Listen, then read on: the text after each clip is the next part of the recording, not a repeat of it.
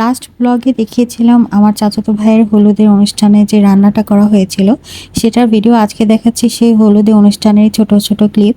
তো আমার চাচা চাচি হচ্ছে মারা গিয়েছে।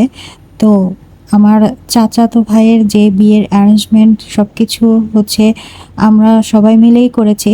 তো আসলে মা বাবা না থাকলে এটা যে কত বড় কষ্ট এটা শুধুমাত্র যে হারায় সেই বোঝে।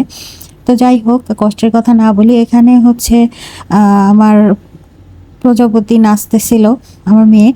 আর হচ্ছে এখানে হচ্ছে ওর মামা মামি আর হচ্ছে নানু এখানে প্রথমে এসে ওর যে প্রথমে শুরুটা এটা করে।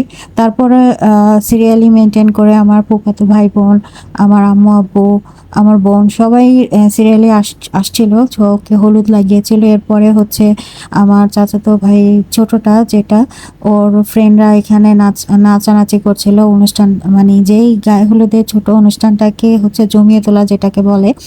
তো ওরা নিজেদের মতো হচ্ছে অনেক মজা করেছিল, এটা দেখতে অনেক ভাল লাগছিল। তো হচ্ছে এরপরে হচ্ছে ফাঁকে ফাঁকে হচ্ছে সবাই খাওয়া দাওয়া শেষ করে নিয়েছিল, খাওয়া দাওয়ার ভিডিওটা শেয়ার করছি না। তো এখানে হচ্ছে ওরা নাচানাচি করছিল। তো ওইখানে আমার ফুফাতো ভাইয়ের মেয়েও নাচ নেচেছিল। এখানে সবাই হচ্ছে আমরা আমাদের ফ্যামিলি মানুষরাই ছিলাম, আর বাইরের তেমন কেউ ছিল না।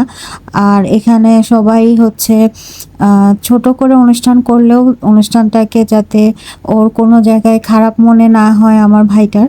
তো যাই হোক, এখানে হচ্ছে আমরা আমাদের যে অনুষ্ঠানের বেশিক্ষণ করিনি সেদিন।